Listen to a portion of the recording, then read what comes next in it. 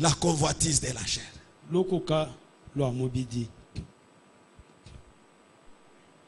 Ça peut vous amener très loin. Tu peux avoir une femme donnée par Dieu. Mais ce démon de la débauche te dit que cette femme n'est pas belle.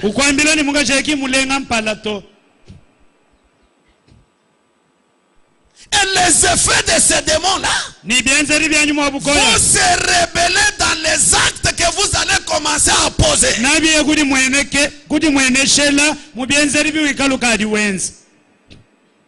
La manière que tu vas traiter cette femme.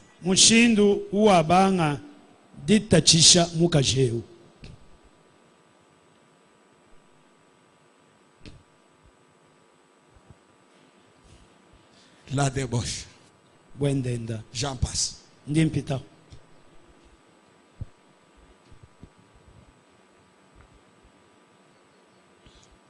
Oh là là. L'impureté.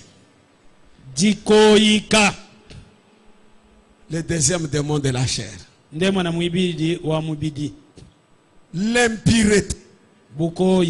Le dictionnaire dit c'est qu'il y a d'impurs, d'étrangers dans une chose.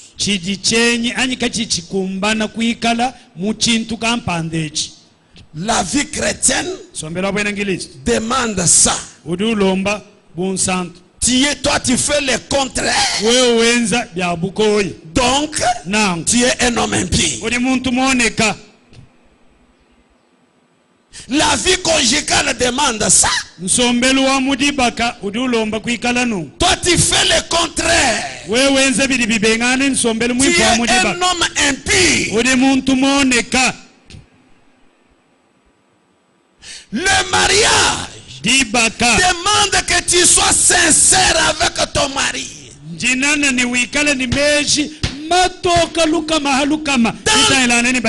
Dans les noces de l'agneau, Frère Branham a dit, si une femme n'est pas liée à son mari dans la sincérité,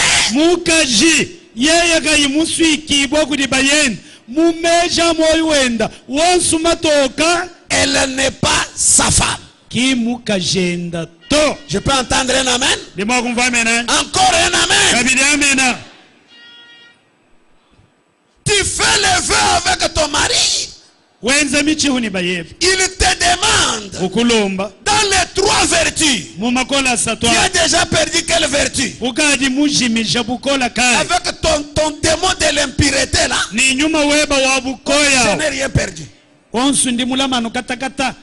veux me dire que toi, depuis que tu es né, un garçon n'a jamais touché sur ton épaule comme ça ou tes cheveux comme ça.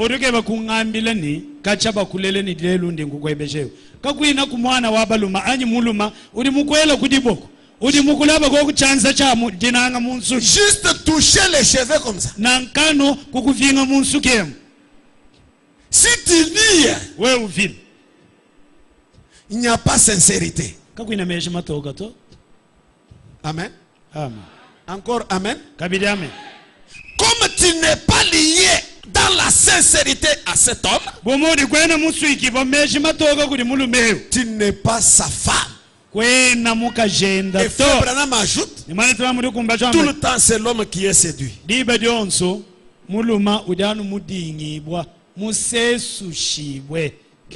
Par ces mensonges-là, ça demande maintenant l'intervention de Dieu. Mais toi sache que aussi longtemps que tu as ces secrets gardés cachés à ton mari,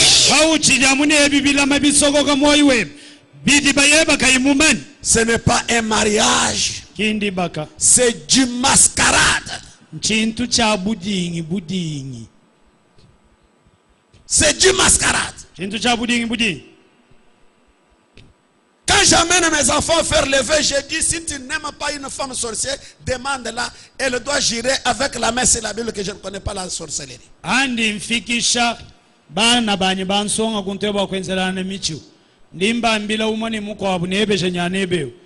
hiyo ikala kuyimunanga kubwela muti bakani muloji adi chiha hamukando anzambi ani chini buloji to. Si elle a la sorcellerie, yeni buloji, elle trompe, udinga, mais c'est une femme impure. Muka chimoneka. C'est une femme impure. Muka chimoneka. On va consacrer le mariage ici. Manger le bœuf. Mais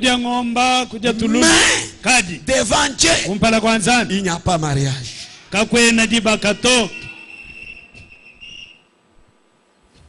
Il n'y a pas mariage. Parce que la femme est appelée à être liée à son mari dans la sincérité.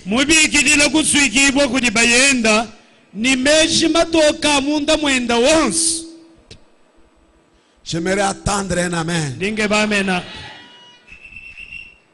Alors, non. Si toi tu as un secret comme ça, que tu n'as pas dévoilé, sache seulement que tu es une femme impure.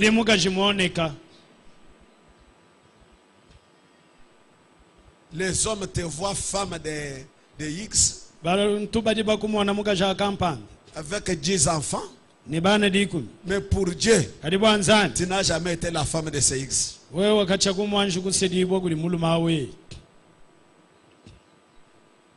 C'est bien compris? Je passe à autre chose. L'impureté. Frère Branham, il dit que parmi les 7 esprits qui étaient dans Marie de Magdala, il y avait aussi les démons de l'impureté. Il dit cela dans question et réponse sur la Genèse. Paragraphe 63. Et les 2 tiers de la terre sont dans les péchés. Même plus. Puisque les 2 tiers des anges ont été chassés. Et ces esprits de démons entrent dans les gens et habitent leur corps. Vous voyez ce que je veux dire? Ce sont des démons qui ont déjà existé. Et ils entrent dans les gens et leur donnent une nature. Jésus en a chassé 7 de Marie de Magdala. Quels sont ces démons qui étaient chez Marie de Magdala? L'orgueil, la vantardise, des personnes importantes, vous voyez.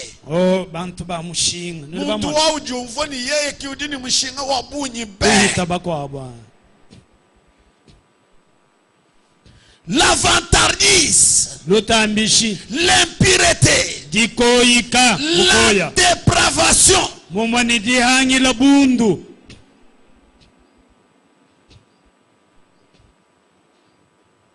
La dépradation, c'est ça l'avalissement. La dépradation. La dépradation.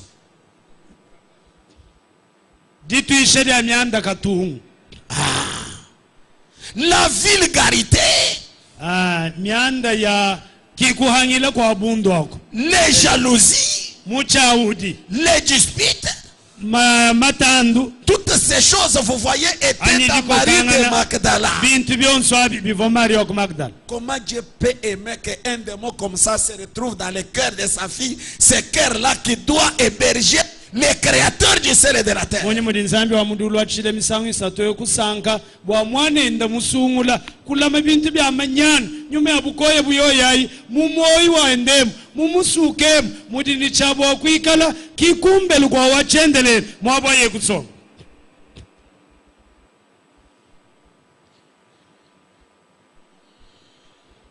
On a expliqué l'idolâtrie, c'est ça?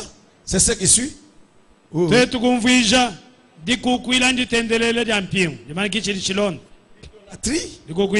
On a dit adoration des idoles ou amour excessif d'une chose. Tu aimes frère Branham plus que Jésus, il devient votre idole.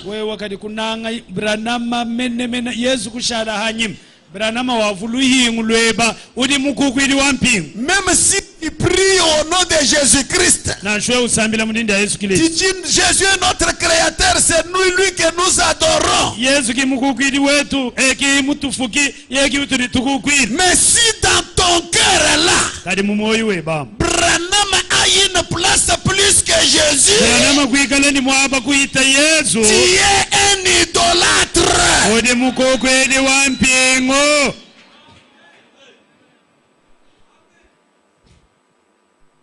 C'est Jésus qui doit prendre une grande partie d'amour dans ton cœur.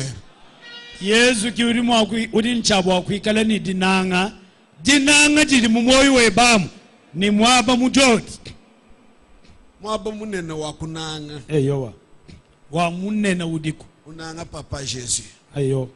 Aimer Papa Jésus plus que quiconque, plus que toute chose. Parce que chez les branhamistes, l'idolâtrie est cachée. L'amour excessif de William Branham. Quand on parle de Jésus, il y a du calme. Mais dès qu'on compare dans 7 ans, un homme, c'est toute la salle debout. Qu'est-ce qui vous fait lever là? C'est l'idolâtrie. Comme preuve, tous ceux qui ont aimé Branham comme ça, ils finissent toujours dans la magie, dans les cangars. Dehors. C'est le démon de l'idolâtrie qui les a fait partir de l'église pour ces choses-là.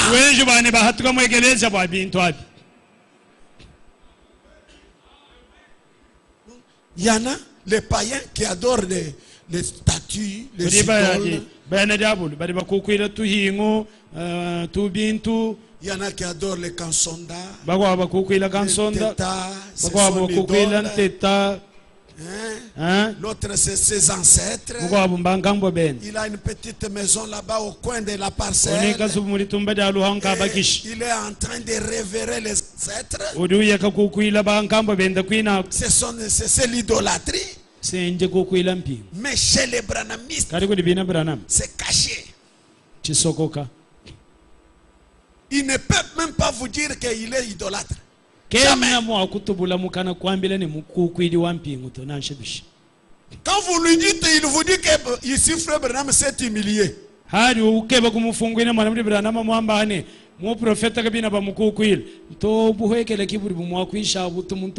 me mettez pas à la place de mon sauveur.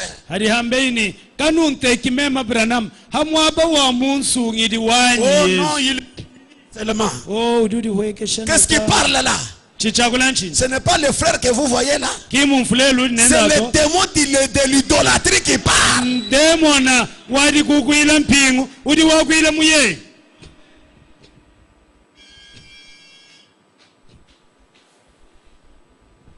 Oh là là. Frère Branham dit ceci. Dans la réaction à inaction. Oh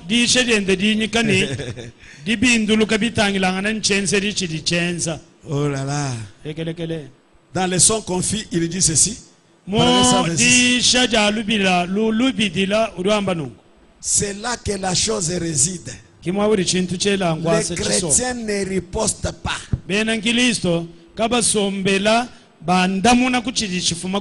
Les chrétiens ne se disputent pas. Les chrétiens restent tranquilles. Et cette puissance cachée, la bénédiction du Saint-Esprit se met à l'œuvre en sa faveur et manifeste la chose.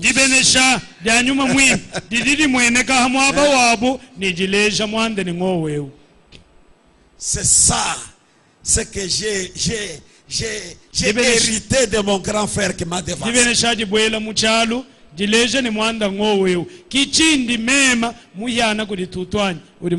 Tourmenté. Ne ridiculiser. Silence, c'est ça sa force. Silence. Il ne riposte pas. Il est comme ça. Une force invincible. Donc ce qui te fait parler là, ce sont des démons là. Peut-être c'est l'orgueil qui se cache là.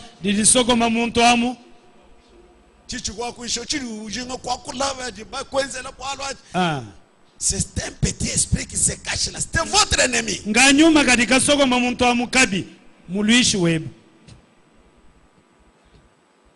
Les chrétiens ne ripostent pas.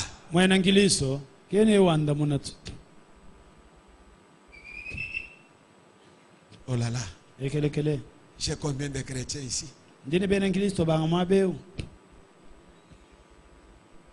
Qui ne ripostent pas.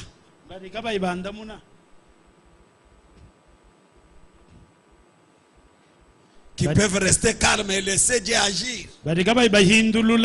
Quand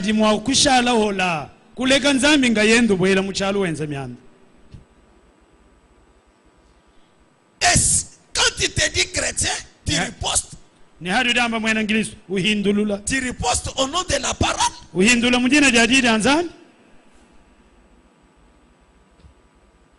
C'est la parole qui est la vérité. Peut-être on a parlé en mal du message. Allez, combat. Comment toi tu prends la place de Dieu?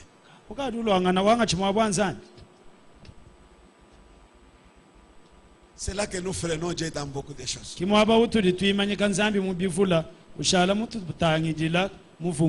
Quand nous commençons à agir pour lui, c'est une déception. Il croise les bras. Il voit si par vos efforts vous pouvez réaliser ce qu'il vous a promis.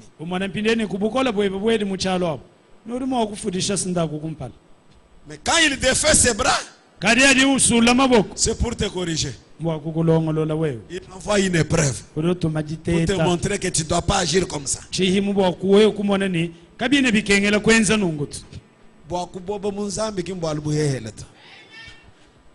Pour arriver à être divin, c'est pas peu de choses.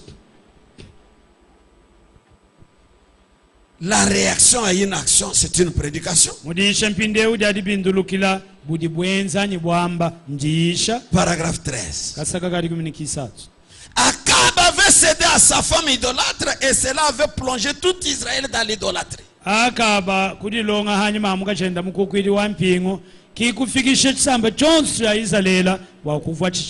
vous direz, alors frère Branham, vous avez comparé cela à aujourd'hui, à notre nation. Oui. Toute nation est complètement envahie par l'idolâtrie. Nous n'adorons peut-être pas les animaux en bois et autres.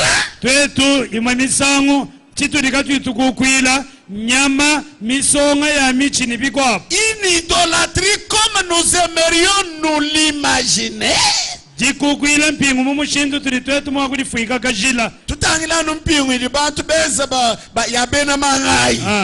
Donc nous restons à regarder seulement et appeler idoles les arts que les fétichistes et autres sorciers ont produits. Mais l'idolâtrie ne consiste pas seulement en cela.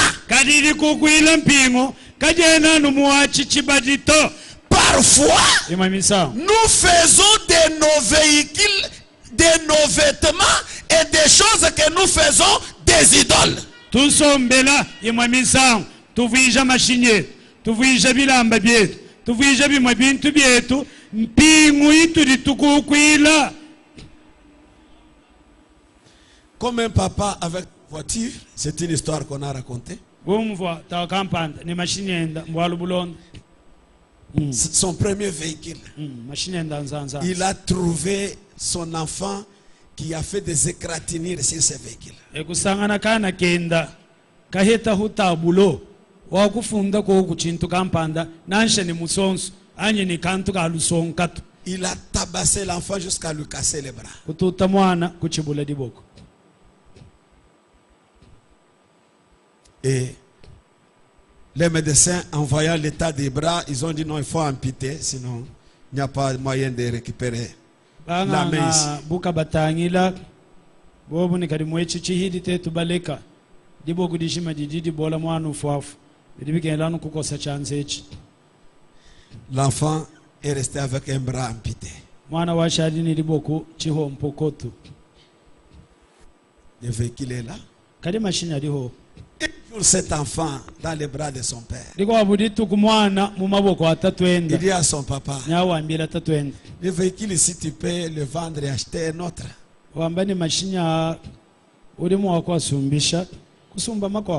Mais mon bras ici, j'ai perdu ma main.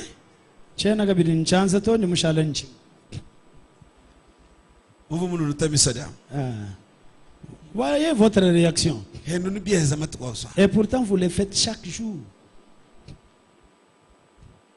Ce papa a fait de son véhicule une idole. À cause de cette idole, il a coupé. C'est l'idolâtrie qui a appelé la méchanceté pour venir agir. Les démons n'aiment pas marcher seuls. Quand vous appréciez un démon dans votre cœur, soyez-en sûr qu'il va appeler un autre démon pour les secourir.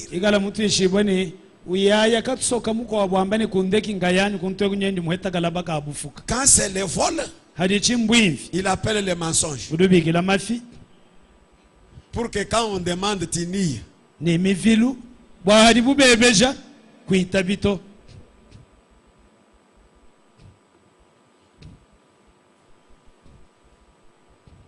L'idolâtrie marche avec beaucoup de choses. La haine, la colère.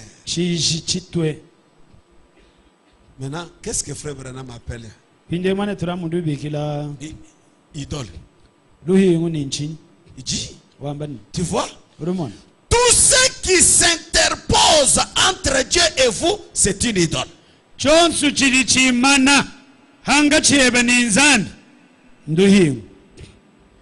Peut-être c'est l'argent.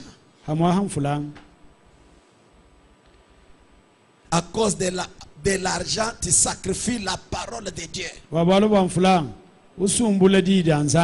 Tu jettes Dieu là-bas pour voler l'argent au travail, pour gagner l'argent de chez ton frère. Tu lui trompes. L'argent là est une idole. Tu es un idolâtre. Au même égalité avec celui qui adore des statues qu'il a mis quelque part.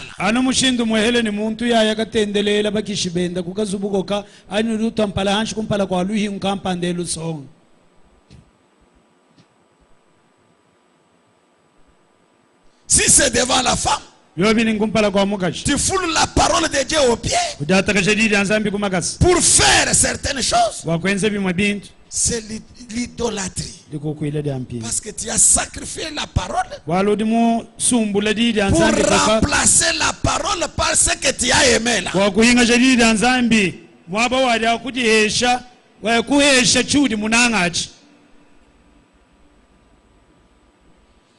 Alors que la parole de Dieu est appelée à prendre la première place dans la vie de chaque croyant.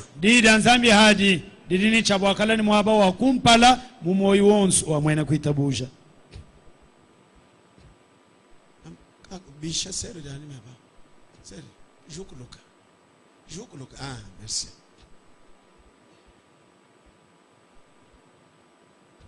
L'idolâtrie, c'est ça.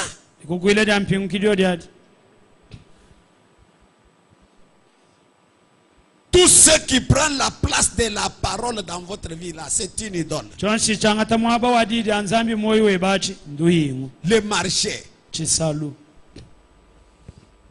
La parole dit, n'abandonnez pas votre assemblée comme c'est l'habitude chez les autres.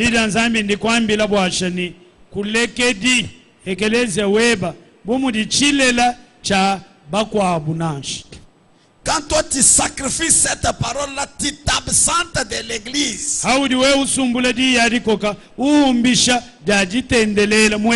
es un idolâtre, tu as une idolâtrie cachée. Que tu ne peux pas voir.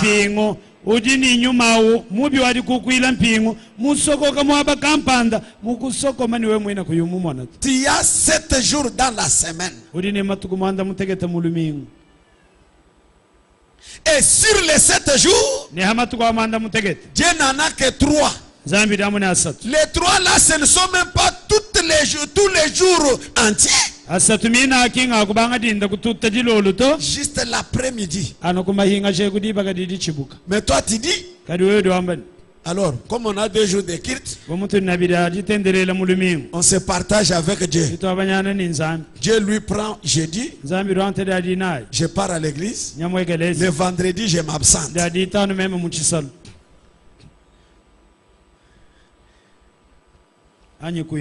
Je suis en train de vous regarder. Maintenant, tu es partagé les 2 jours de culte. Maintenant, les autres jours ici, Dieu a gagné combien? Tu vois comment l'idolâtrie se cache en toi là.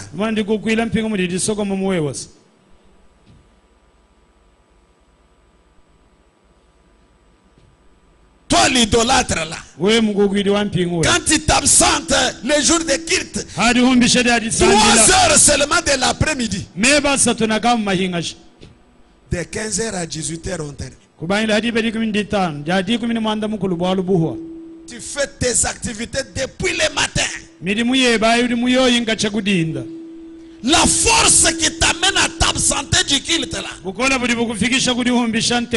la dévoile ce matin. C'est l'idolâtrie.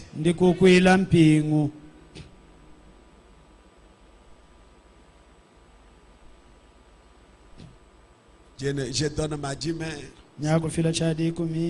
les activités, je permets ça.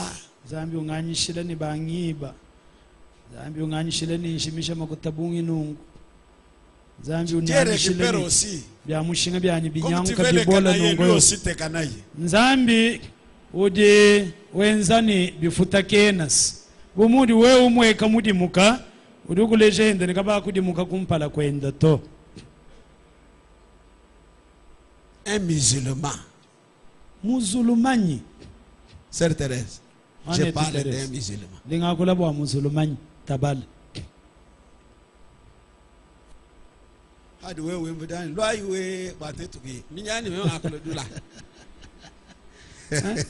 Quand toi tu es ici, c'est l'appel à tout le monde. Venez, venez, venez, pour que nous venions. Maintenant, quand c'est notre tour de parler, hein, pour toi c'est le sommeil. Oh là là, un musulman.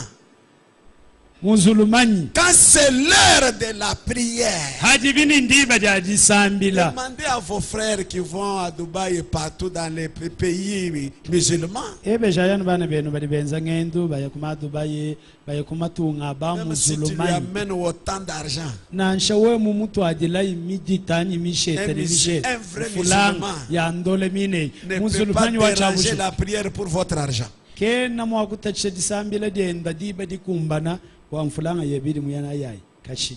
il n'ira jamais au ciel. Ce que lui appelle le ciel, c'est l'enfer. Mais toi qui es fait pour le ciel,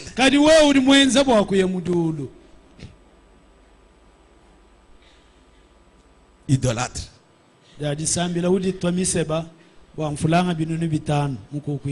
Voleur. Tu voles le temps de Dieu.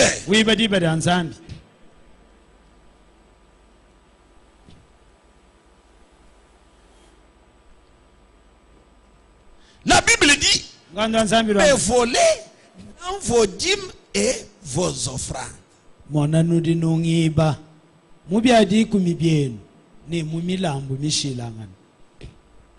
Comme on nous a fait la démonstration par le pasteur Hubert là-bas, nous étions tous cuits. Uva pasteur Hubert mutu hahulaha.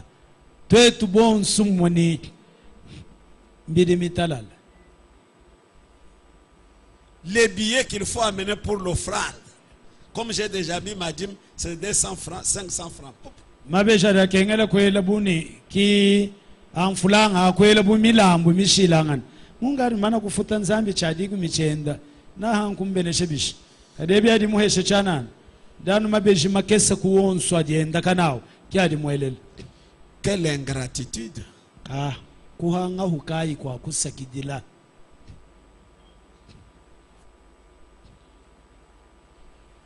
Oh là là.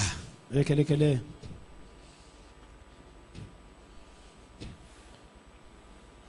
Tout ce qui s'interpose entre Dieu et vous, c'est une idole.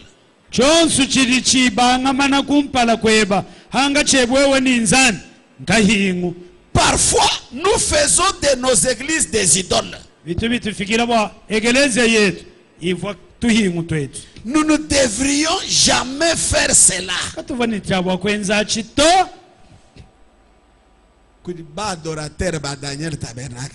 Ici, il y a les adorateurs du Daniel Tabernacle.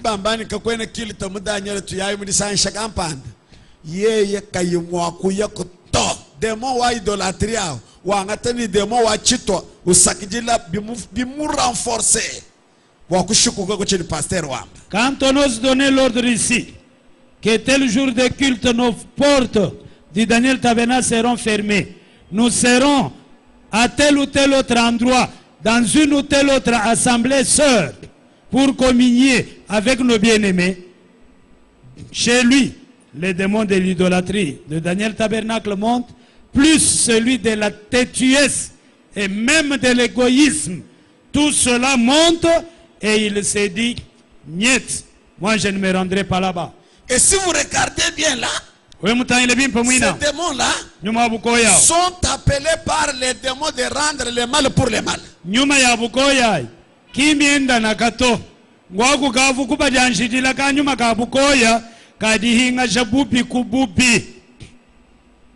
La haine. Ah, ce pasteur-là, je me souviens. Quand nous étions pendant la transition, non,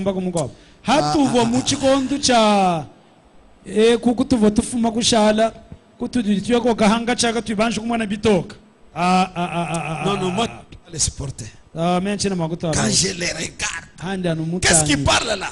Ce n'est pas un frère qui a écrit la parole. C'est le démon de la haine en train de parler.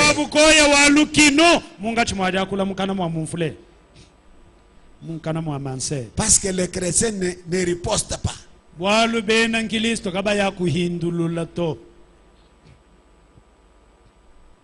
C'est un démon en train de parler, mais celui qui est utilisé là ne voit pas qu'il est possesseur d'un démon. Le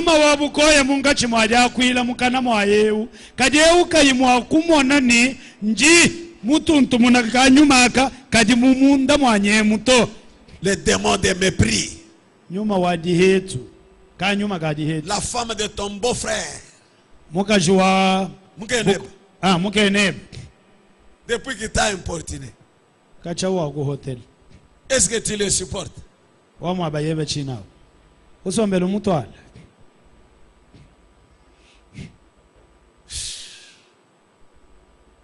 Chrétien attendant des riches bénédictions.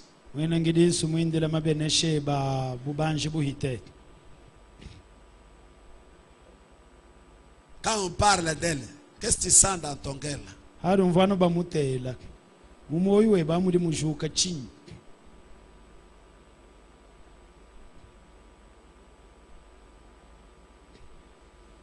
Voyez comment le diable nous a beaucoup cuit.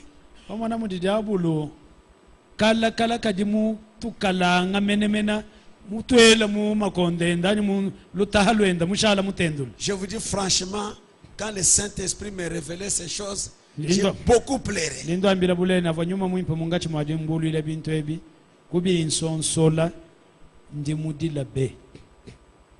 pour voir comment on a perdu notre temps avec des futilités pour ne pas mettre Dieu à la première place. Nous avons empêché notre Dieu dans beaucoup de choses.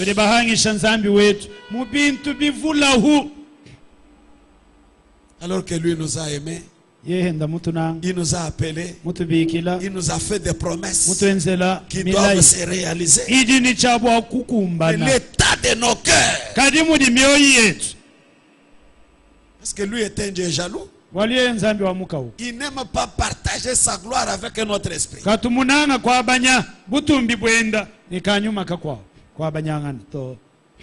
engage la colère pour riposter,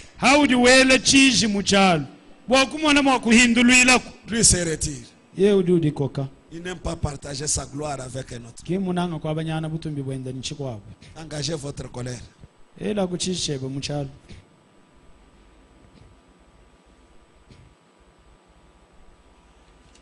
L'idolâtrie, il y a beaucoup à dire ça. Nous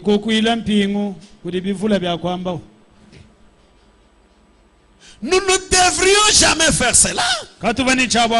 C'est Dieu seul que nous devrions adorer.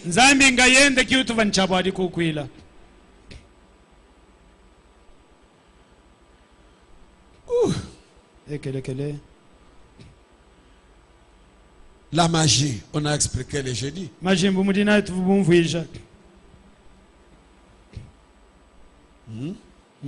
L'ensemble des rites, des croyances et des pratiques s'opposant aux méfaits des forces surnaturelles auxquelles croit celui qui a recours à la magie.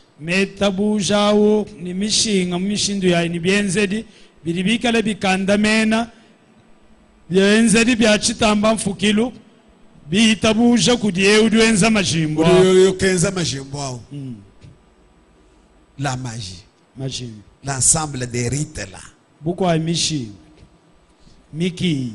Combien sont dans des rites ici?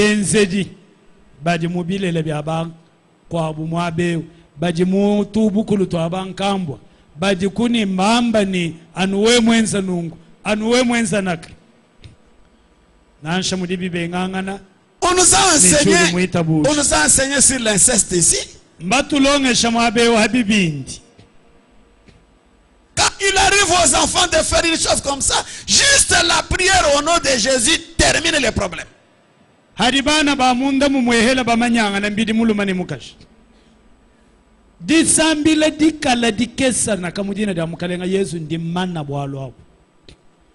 Mais l'esprit de magie vous amène à aller faire des rites.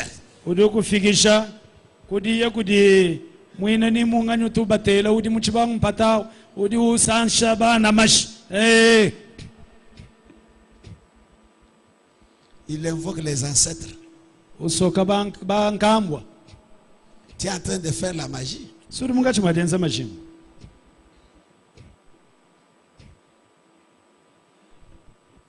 La magie. Cette femme, comme elle est venue au deuil en famille, elle doit raser la tête.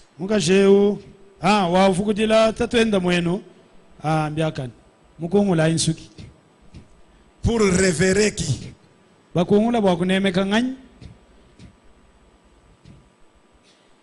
Donc tu as fait de tes ancêtres des idoles. Et le respect des rites là-bas fait de vous un magicien.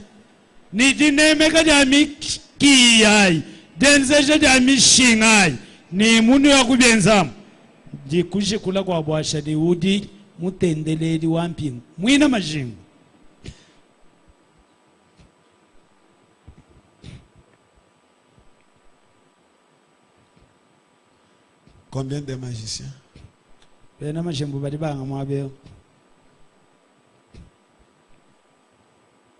Derrière vous. C'est le frère qui est encore. Le frère qui a le moulin à Chamalala. Onésime. Vous avez été au moulin toute la journée d'hier. jagrika loko muimanyika somamele imanyikile hina hani kike shako mana mkaula la mdisambil kwanje kumusunga ko gari mane muri mwa hichibun pour qu'ils ne viennent pas dormir à l'église. Ou je vous fatigue et j'arrête. Peut-être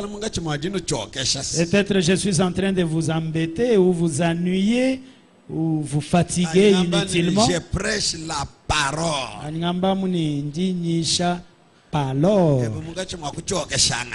Alors que vous êtes en train de fatiguer les gens, d'indisposer. Vous êtes libre. Si vous me dites arrêter, j'arrête. Nous disons kajila. Wakungambila muni legela mutoi. Hanyu ku legela.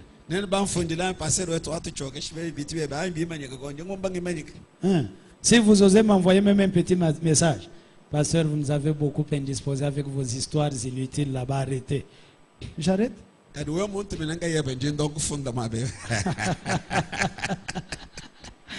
Mais si vous l'amenez vous seul, je viendrai vous porter plainte ici. Aïe. Oh là là là là. Parlant de l'idolâtrie, Frère Branham, dans la manière d'un vrai prophète, 48 à 49, et généralement, la prospérité entraîne les péchés.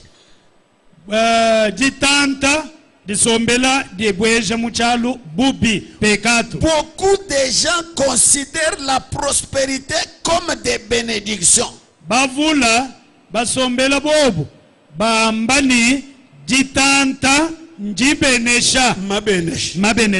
Elle pourrait l'être si nous pouvions bien la gérer.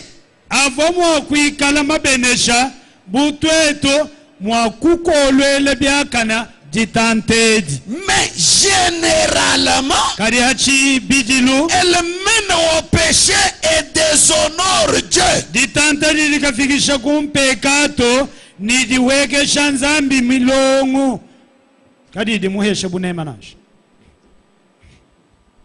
Voilà pourquoi la Bible dit il est facile qu'un âne entre dans les d'une aiguille qu'un riche d'entrer dans le royaume de Dieu.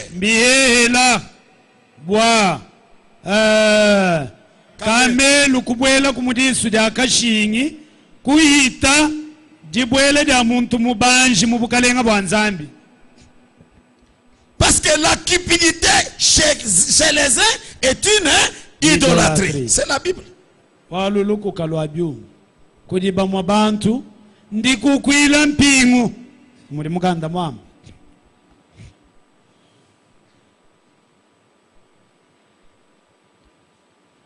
Ah, Seigneur Wang. Oh, Seigneur, mon Dieu. C'est beaucoup, mais je suis au numéro 5 seulement. 15. Quand vous lisez la magie,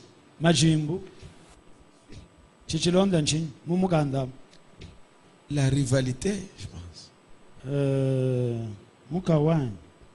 Non, c'est mon secrétaire qui n'a pas respecté l'alignement dans la Bible. Il a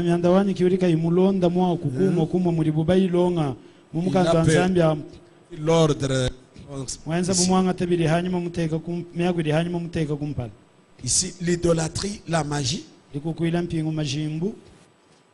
les inimitiés, lui attaque les querelles.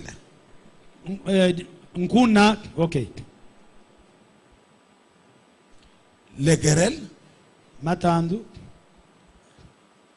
contestation, non, rivalité, concurrence des personnes qui prétendent à la même chose, antagonisme.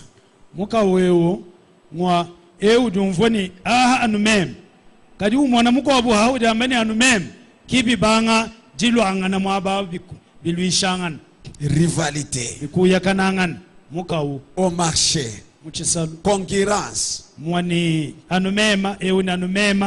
Je dois être premier. On fait un effort quand il s'absente.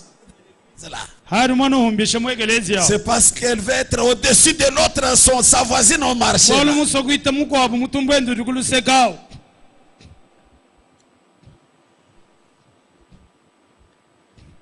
Un chrétien n'a pas de rival.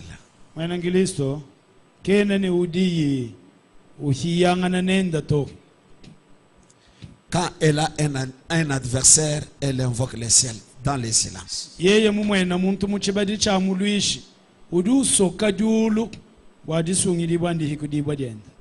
Elle reste silencieuse. C'est Dieu qui va s'en occuper, comme Frère Branham l'a dit ici.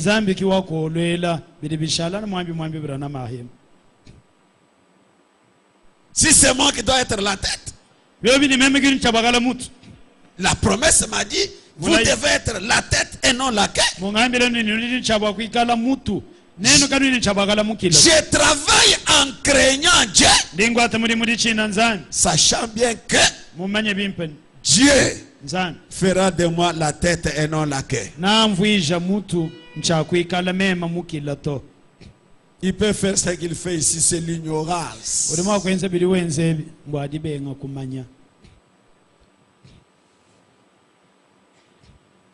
Ah.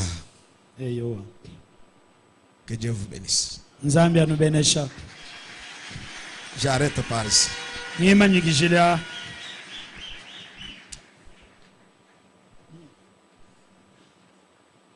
J'ai lu une citation pour vous conduire dans la prière.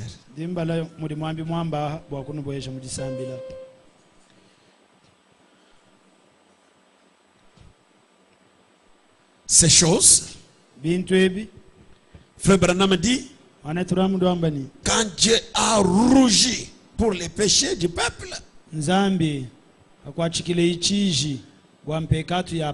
dans un prophète qui rougit, il dit, eh bien, il n'a pas rougi à cause de la débauche dans les quartiers de prostitution.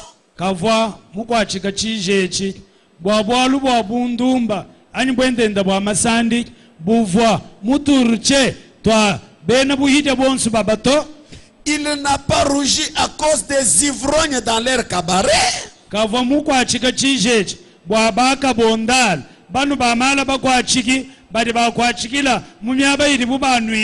Même si cela est mauvais, mais il a rougi à cause du péché des Élis.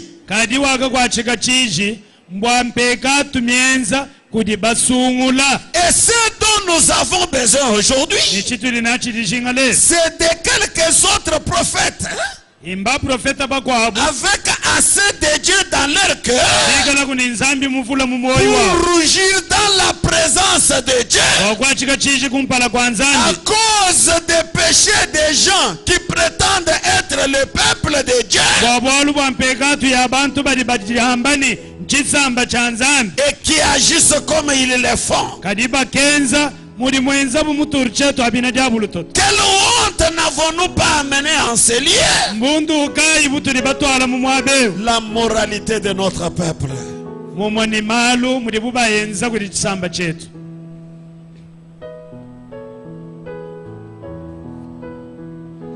Terminons avec Paul, prisonnier de Christ, qu'on a lu ces jours-là.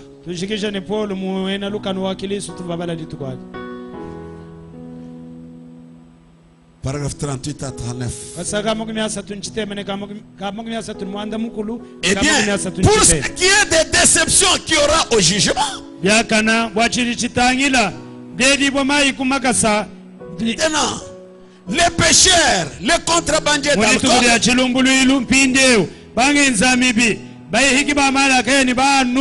les joueurs de jeux d'argent, l'adultère, voyez-vous, il ne sera pas déçu d'entendre la sentence qui lui ordonne de s'en aller dans le feu qui durera toujours.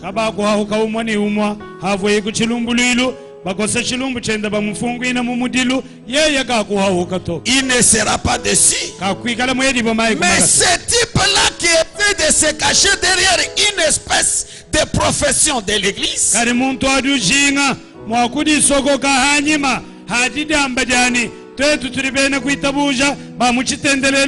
C'est bien lui l'égard qui sera déçu au jour du jugement, voyez-vous. Celui-là qui professe être chrétien, mais qui mène une vie contraire. Il serait mieux pour lui de ne même pas jamais faire une confession, ni de commencer du tout.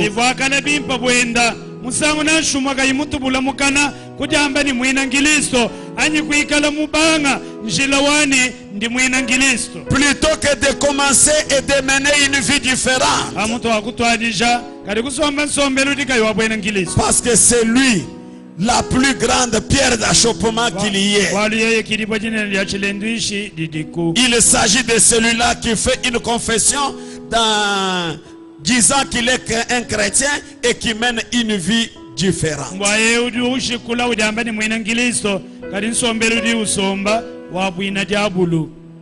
Mettons-nous debout.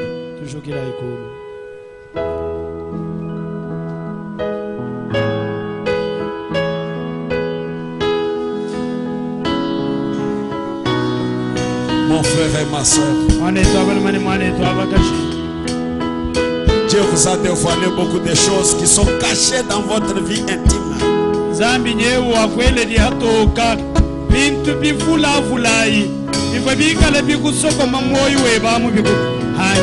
Le Saint-Esprit qui a dévoilé ces choses présent pour les enlever de votre vie si vous le lui permettez.